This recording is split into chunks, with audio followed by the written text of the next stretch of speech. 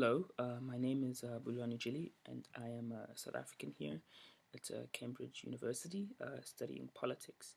And in attempting to address some of your questions, I've prepared some words, so please pardon some of the reading that will occur throughout this video. And so, beginning with your first question, what does it necessarily mean to be an HPAIR scholar? For me, it means to be a part of an international community that is concerned with advocating for global progress and cultural understanding. This conversation means then exploring Asia's present and future political and economic moment,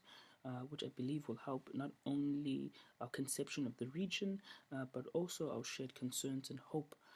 as a global community that participates in these kinds of conversations, not only at the conference, but also in alum circles. Furthermore, being an HPAIR scholar really means pursuing discourses that have social and civic meaning, given the platform's centering of multiplanetary discourses and clear expression for concerns in the region and beyond the region that are entangled and social and civic proclivities. I believe that it really underscores my goals, not only academically but also in terms of my career, which I believe really attempt to take international relations seriously and global markets seriously, not only as a form of theoretical inventory, but really as an investigation of how different political and economic spheres intersect and sustain growth and precariousness in the social arena. Obviously, social arenas that are pertaining not only to Asia but also to Africa. And speaking now to your second question, I'm first and foremost South African, but also an African, a person who's also invested in community and really in engineering problem-specific solutions. And as a Standard Bank Derek Cooper Scholar, which is a scholarship that is granted to individual Africans who exemplify leadership and academic excellence, I've been given the opportunity really to meditate on issues facing Africa and Africa's engagement with China and the world. And so, specifically, I've been doing work that highlights the difficulties of contemporary Africa and contemporary China-Africa relations and global trade. And obviously also the enduring colonial and institutional debris that still impedes African growth, specifically in this moment in which the geopolitical landscape seems to be shifting towards the East in a multilateral order. And to my second point, I have expressed my commitment and passion through my work here at Cambridge, but also at the Yinching Academy at Peking University in China. My work in Africa-China relations there was obviously concerned primarily with Chinese perspective on how it's necessarily interacted with the African continent, but my concerns and engagement do not merely rely on an academic space, but they've also gone beyond those spaces and have particularly entered the media arena, and I've been afforded the opportunity really to be a political commentator on CCTV and CNGTN, which have really allowed me also to participate in rigorous conversations that have created and promoted a variety of opinions that I think are necessary for democratic values, but also for empowerment. And lastly, the relevance of Asia and Asia studies for young Africans is particularly directly linked to the changing global situation, as well as the increasing importance of China, the Chinese perspective, and really the broad global perspective is necessary as South Africa and the world really changes towards the East, but also ultimately as it becomes more multilateral, as I've articulated earlier on. And my academic and political commitments have obviously inspired me to participate further in conversations that are changing the face of the continent, and being at HPAIR empowers me to continue on this path that is primarily concerned with pursuing discourses of this nature, but also potentially finding a career that fully articulates and allows me to participate in these conversations. As I've expressed earlier on in my application, I'm primarily concerned with pursuing a career in international relations ministry in South Africa that I believe is quite keen to also these kinds of conversations that are continuing on at HPAIR. And now to your third question. I believe that HPAIR really creates a space to incorporate the diverse backgrounds and experiences of its delegates into the study of modern and contemporary Asia, and so effectively really acting as an innovative incubator and for young people. I believe it really helps them understand the transformations of the Asia Pacific region, and HPAIR then aims really then to shape a new generation of global citizens with a nuanced understanding of Asia and its role in global order. And lastly, to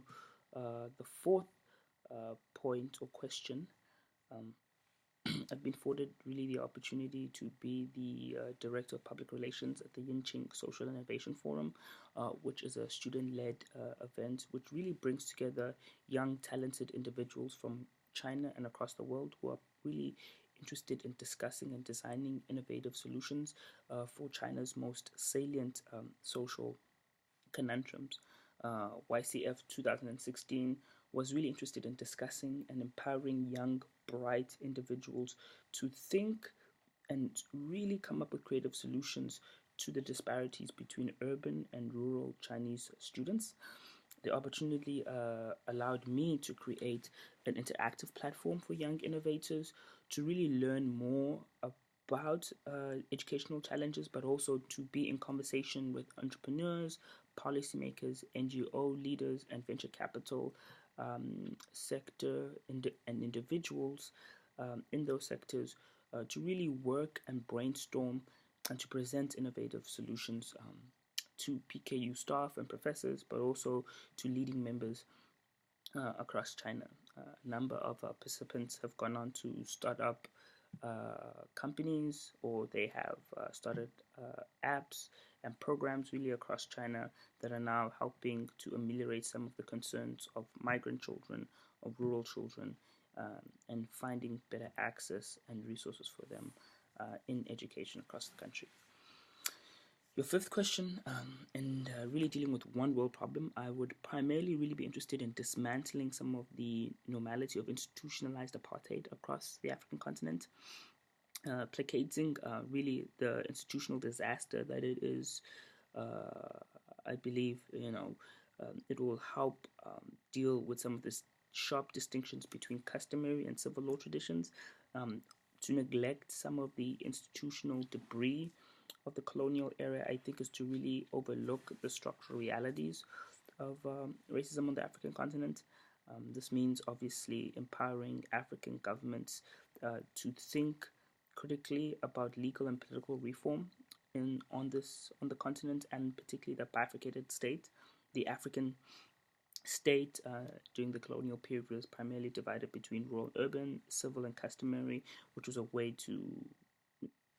essentially to perpetuate the racial caste system that was engineered there. And so the failure of independent movements and democratization on the African continent really allowed for the issues of indirect rule to continue to divide the continent. And so my recommendations will primarily be concerned with creating economic and political systems that will close the gap between rural and urban, civil and customary traditions, and obviously empowering the African peasantry to join and participate in the larger mainstream economy and political milieu would be one particular way to seek reforms for the African continent. Solving, I believe, such an issue would then particularly propel the African continent on a brighter path. And secondly, which is somewhat tangential, but I also think incredibly important to express, is that as a South African, my thinking remains global. And I believe that any real analysis of freedom, rights, and oppression cannot be confined to a particular national history. If it did, we might indirectly be implying that rights and freedom can only then exist if the state confers and defends those rights. And in articulating this point, I do not wish to efface the particularities of national history or, the particularities of individual and local malures. I merely wish to highlight the rights and freedom and politics that exist beyond state boundaries. And more importantly, I wish to accent our collective responsibility as a global community in maintaining our shared freedom and inescapable network of mutuality that has become greatly more obvious to us now as the world has faced tremendous forms of globalization, but also as the multilateral future has become more obvious beyond this horizon in the 21st century. And to your last question, I've spoken to numerous department heads here at Cambridge, but also to a number of institutions that are concerned with East Asian scholarship. And unfortunately, no organization here or program has been able to guarantee me support. And thus, I'm still dependent and awaiting on your message from HPAIR.